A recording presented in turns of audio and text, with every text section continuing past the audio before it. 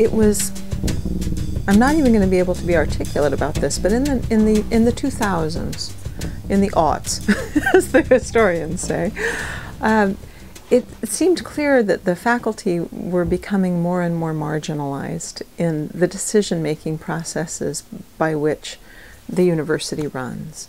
And whether that is strictly financial decisions or personnel decisions, decisions about the kind of institution we wanted to be, it was clear that these decisions were emerging or being made somewhere else, and the faculty were not really being consulted in any open, participatory way. A lot of decisions would be announced as having been run by the faculty because the president talked with the Faculty Advisory Council, the FAC, which is a confidential committee, a secret committee sworn to confidentiality. And for me, that was not consultation or participatory decision-making, shared governance in any meaningful way. The Senate was not involved, in fact, often sidelined. As a faculty member who had already been at the U of O for 15 years at that point, or 20 years, I would find out about things by reading about them in the Register Guard. And I wasn't perhaps quite aware of how national a trend this was. I experienced it very vividly in the workplace as an unacceptable change from the way things had been when I came in 1989, when there was just much more communication, much more consultation, and much more true shared governance. At the same time, I noticed that financial priorities were way out of whack, and that faculty were paid well below our comparators, so far below our comparators that in the year 2000, the Senate produced the much talked about white paper to lay out a plan to try to get us up to something like 90% of parity with our comparators within a certain amount of time. But there were enormous sums being spent on things that were not academic. It was a cluster of frustrations that made me realize that the faculty were, by dint in part of being so very busy, not all the faculty were necessarily even aware of how sidelined we had become. But the ones who were aware were often the ones who were older, who have been there a very long time and seen a different model for running the university, and people who were invested in the American Association of University Professors, people who were members of the advocacy chapter on campus. And I know that we can't run without our administrators and our staff and our personnel of all kinds, but a university can't actually exist without faculty and students. And so many decisions being made that were detrimental to the work lives of faculty and the teaching life and the study of our students, including enormous tuition increases. It just pushed me right over the edge. It was a radicalizing experience. I was wondering why we didn't have a union, because our graduate students did, and that seemed very sensible to me. And I remember asking one senior colleague of mine in another department, well, why don't the faculty have a union? Why are we unrepresented? And he said, because there is such high mutual regard between the faculty and the administration that we don't need a union. And if that was ever true, it wasn't true by the time I began to notice that years had gone by with no salary increase, and that decisions were ever more centralized, and tuition was galloping, and we had more and more students and no increase in the permanent full-time faculty to take care of them. And I have often thought of that comment. There's such enormous mutual regard between the faculty and the administration that we don't need a union. I'm sorry to say that for several years on end, that was the reverse of the truth. There was suspicion and dislike and hostility and a generalized sensation of distrust. And I believe that that is passing, but it's not going to be passing quickly. It'll take some time.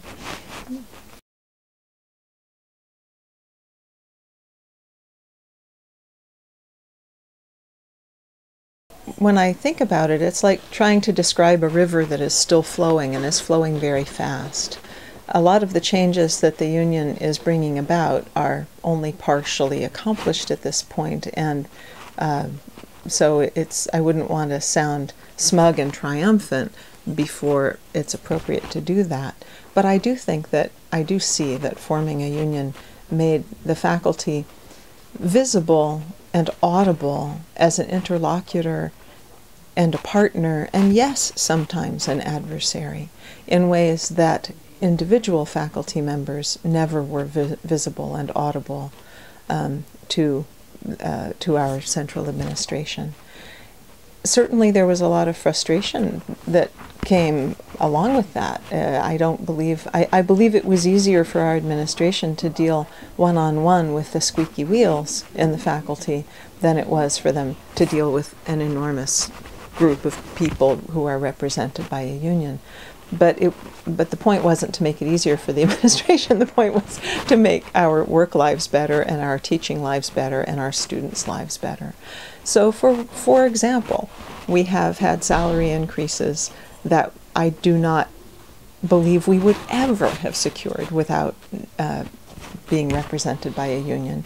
And I can say that because for 24 years we weren't getting salary increases that were substantial.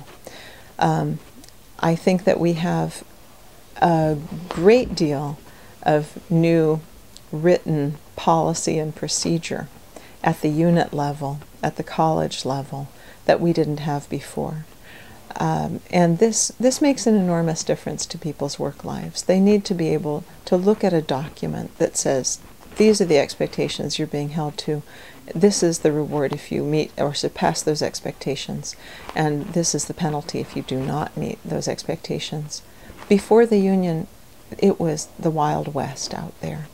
Each individual manager or supervisor was able to say, well, you have failed, without really being able to explain, document how and why that was.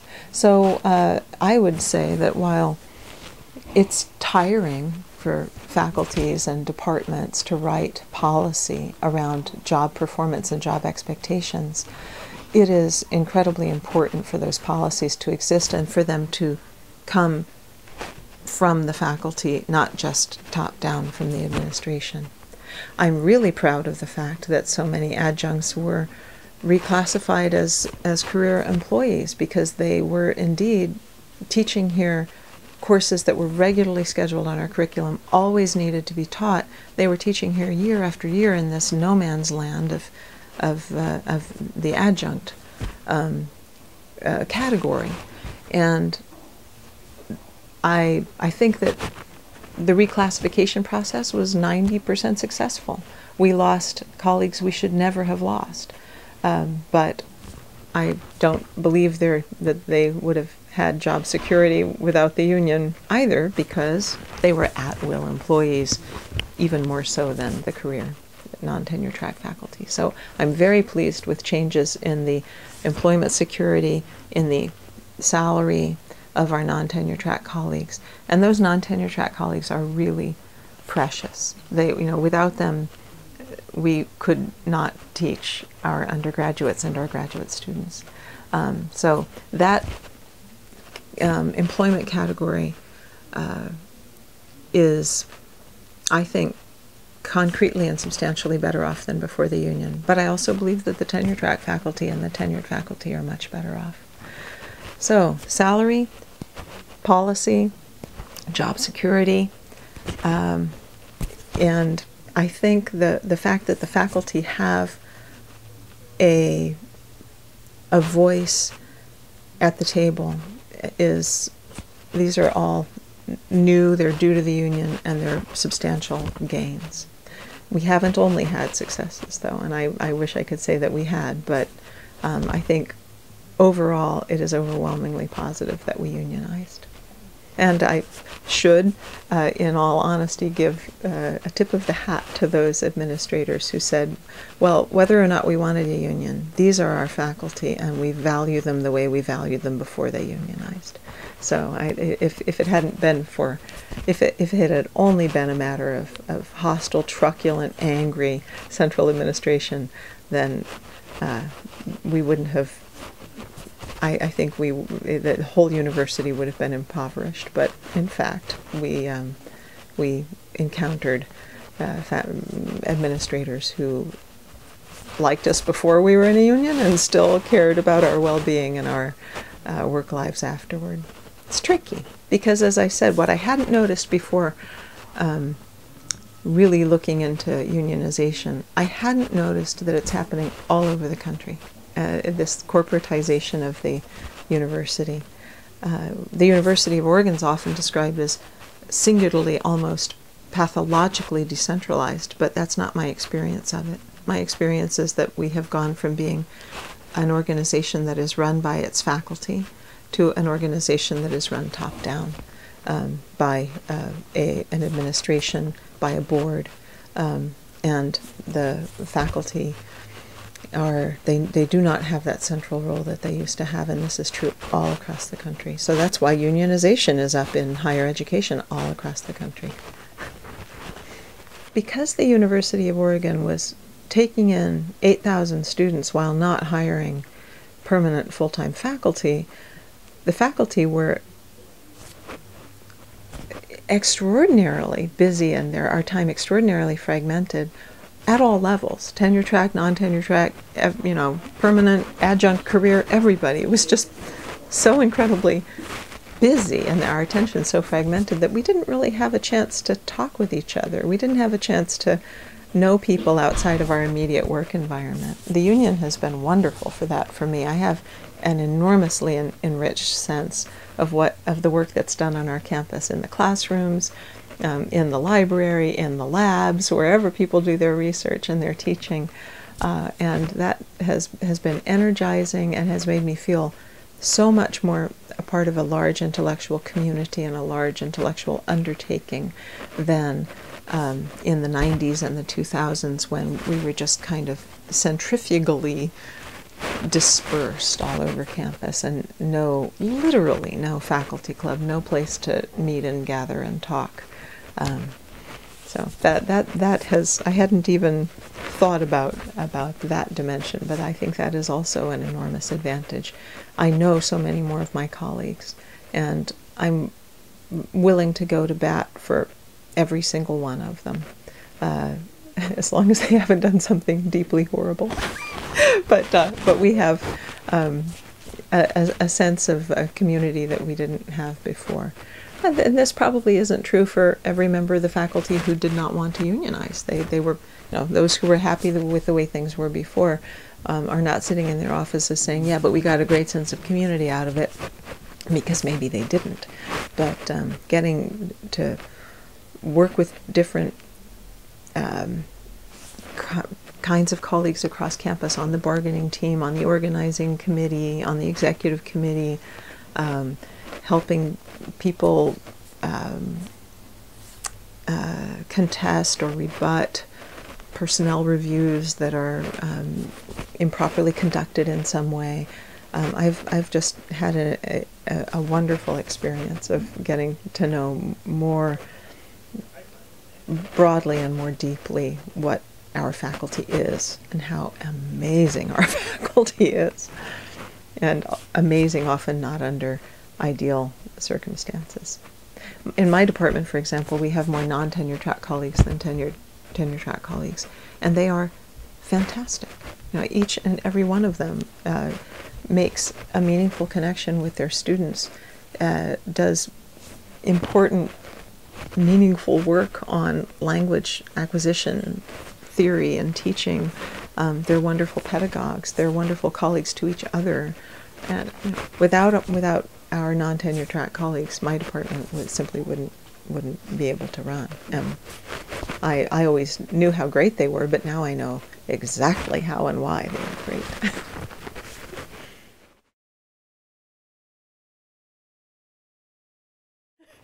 I think I am heading toward retirement, so I have suddenly started thinking about the future individually and collectively in ways that I hadn't. I had been sort of thinking about the immediate, the near-term future. What my vision for the future is that United Academics will continue to be an independent voice on campus, that it will become more heterogeneous and more, I'm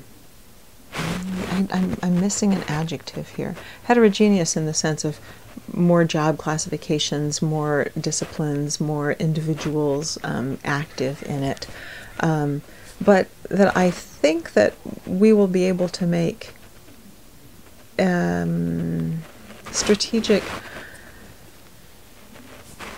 alliances among ourselves, among our units, with our students, with student groups, with student government, to really keep the church in the middle of the village. And that's a French expression. And it means to keep what's really central to the university front and center in terms of attention, focus, and resource allocation. And what's really central to the university is teaching and research.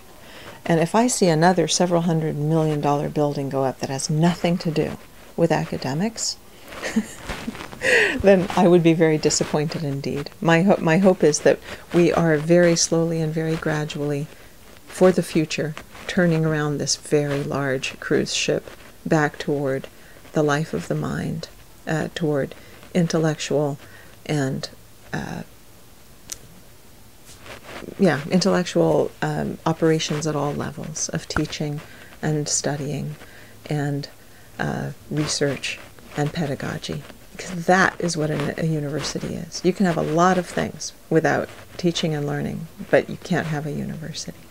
And so my vision for the future is that the union will continue to be that voice for our true identity, and that we will be an ever stronger and more diversified voice as time goes on, both within the faculty ranks and by strategically joining with the student groups and student government who have been palpably harmed by galloping increases in student tuition without substantial increased access to the courses and the faculty whom they need to have their tuition dollars actually result in a meaningful education. Sometimes one has advice based on what one did that worked. Sometimes one has advice based on mistakes that one made. And I won't be specific about whether or not it was something we did well or something we did not do well, but one thing that I noticed is that the unions across the country have the reputation of protecting weak performers among the labor force. In part, that's because unions have to protect everybody. They have to represent everybody. But I think the thing that I would want to recommend to anybody who is unionizing is to try to keep front and center the high performers in the workforce who believe in unions, so that you take away the ability of you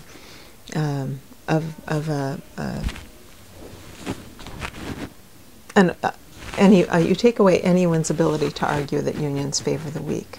Actually, they do not favor the weak. They enhance the working conditions of everybody, weak, strong, and everything in between. They can. If someone were to say something like, well, I don't need a union, I'm a high performer, I would say, well, then you need a union too, because you absolutely never know when the tide can turn against you with bizarre, Byzantine and untransparent procedures around things like accusations of misconduct in the classroom or outside of the classroom. So I think the thing I would suggest is keep the the calmest, the most credible, the most temperate voices front and center. Because when people see the irascible people like me, who are always guaranteed to be cranky, as the voice of the union, it may backfire. And there are a lot of calm, high caliber faculty who are very much interested in unionizing because they're very concerned about where academia is going in America, and keeping them not only involved but feeling involved is very important. So, I'm not sure that that's exactly a pointed suggestion, but it's at least a strategic one. I think that we have